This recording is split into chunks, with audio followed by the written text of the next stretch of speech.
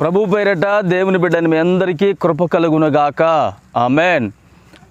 పరిశుద్ధ గ్రంథములో దేవుని వాక్యమును ధ్యానించుకుందాం. సామెతల గ్రంథము 15వ అధ్యాయము 16వ వచనము.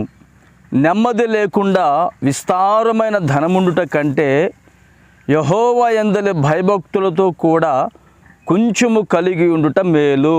ఆమెన్. ప్రియమైన దేవుని బిడ్డారా, ఈ దినములలో చాలామంది విస్తారమైనటువంటి ధనము కొరకు ఆస్తిని పెంచుకోవడానికి, ధనాన్ని పెంచుకోవడానికి చాలామంది ఇష్టపడుతూ ఉంటారు, ప్రయాసపడుతూ ఉంటారు. వారు ఎంత ప్రయాసపడినా, ఎంత కష్టపడినా, ఎంత సంపాదించినా వాక్యం ఉంటుంది, నెమ్మది అనేది వారికి ఉండదు. ధనము ఎక్కడుంటుందో వారి మనస్సు కూడా అక్కడే ఉంటుంది. పరిశుద్ధ గ్రంథంలో ఒక మాట తెలియపరుస్తానండి. జక్కయ్య అనే ఒక వ్యక్తి ఉన్నాడు. అతడట బహుధనవంతుడుగా ఉన్నాడు, ఎంతో ఆస్తిని సమకూర్చుకున్నాడు. అతని జీవితంలో నెమ్మది అనేది లేదు.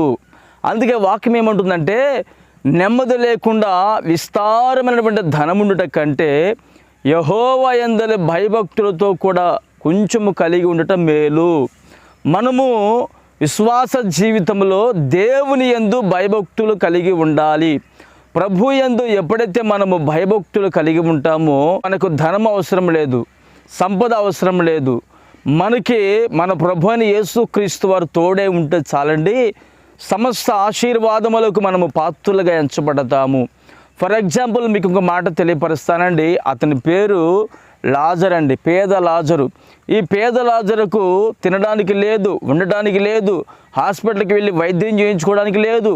అంతటి భయంకరమైనటువంటి దీన స్థితిలో నిలిచి ఉన్నాడండి.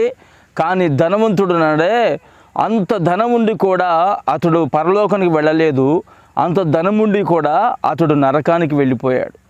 కానీ పేదవాడైనటువంటి లాజరు పరలోకానికి వెళ్ళిపోయాడు. మరి పరలోక పట్టణానికి అబ్రహాము రొమ్మున ఆనుకున్నట్టుకు పరదేశకు కొనుపోబడ్డాడు పేద లాజరు.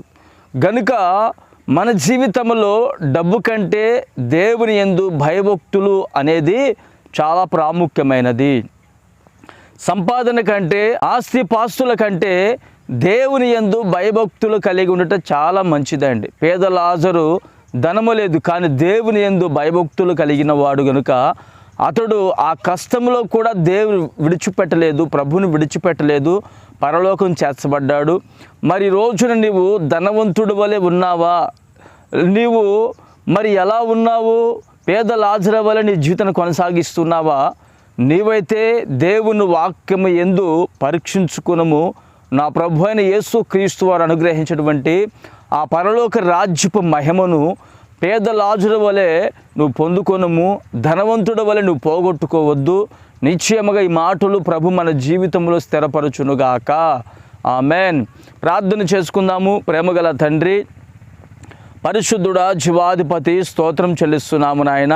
ధనవంతుడు ఎంతో విస్తారమైనటువంటి ఆస్తి కలిగి ఉన్నను అతడు నరకానికి వెళ్ళినట్లుగా వాక్యం అంటుంది. పేద లాజరు ఏమీ లేని వాడు అయినప్పటికీ కూడా అతడు పరలోక రాజ్యానికి వెళ్ళాడని మీరు మాకు తెలియపరిచి ఉన్నారు. మేము కూడా తండ్రి, ధనము కంటే, సంపాదన కంటే, ఆస్తి కంటే నీ యందు భయభక్తులు కలిగి ఉండటం అనేది చాలా మేలని మీరు మాకు తెలియపరిచి ఉన్నారు. ఇప్పటికే నీ బిడ్డలు నీ యందు భయభక్తులు కలిగి ఉన్నారు. వారిని మీరు ఆశీర్వదించండి. భయభక్తులు లేనటువంటి వారిని దర్శించండి, దైవ భయాన్ని కలుగు చేయండి.